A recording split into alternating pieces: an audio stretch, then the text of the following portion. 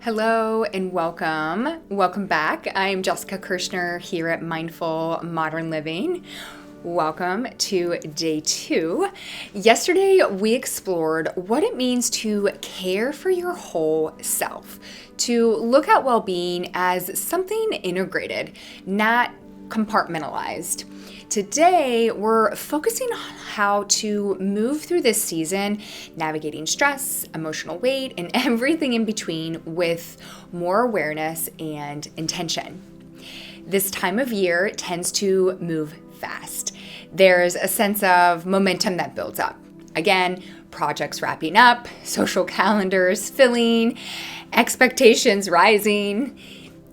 Even the fun things, the celebrations, the gatherings, the traditions can start to feel heavy when they stack on top of each other. So today is about noticing the how. How are you moving through the season? How have you tended to move through the holiday season? Do you rush? Do you embrace? Do you perform? Just trying to make it through?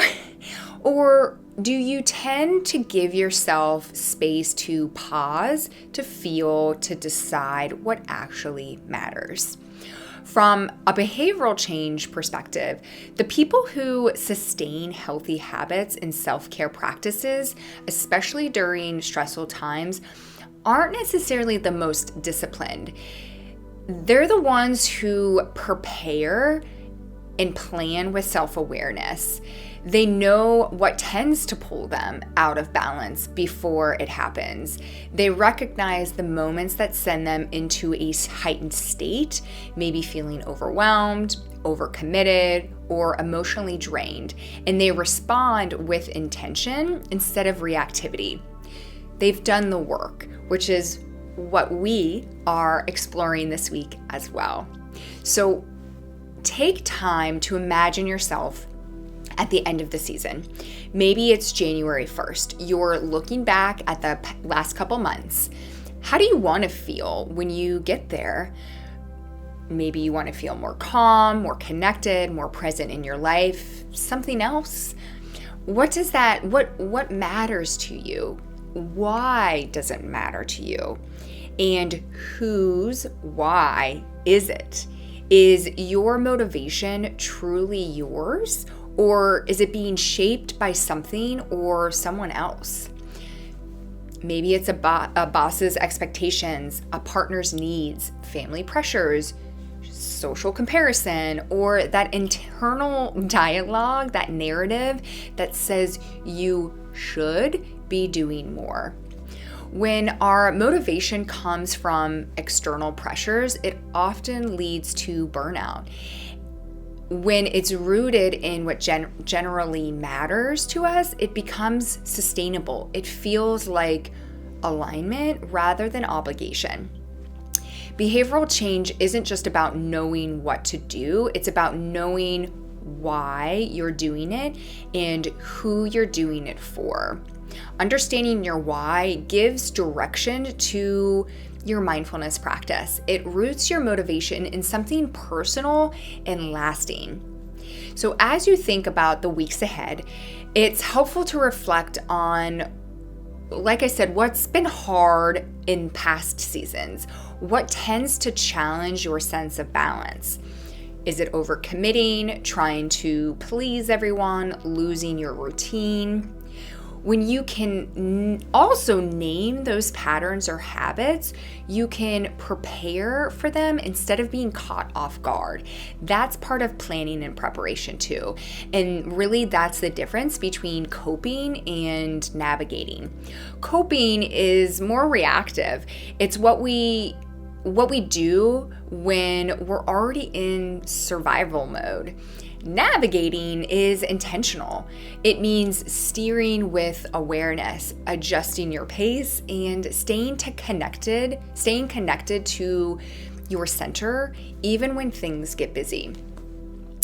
And that's what mindfulness gives us. It gives us the ability to recognize those subtle cues. that tightness in your chest, the shallow breath, the irritability, the fatigue, as your body's way of saying something here needs your attention. When we notice those signals earlier, we can respond with care instead of judgment. I like to compare it to thinking of yourself as a tree. Your awareness and values are your roots. They keep you grounded, nourished, and steady. The branches are your routines, your relationships, your responsibilities. Those will always move with the wind or in the wind, and strong roots don't stop that movement. They make the movement possible and fluid. So you're not here to escape the holidays or simply try to get through them.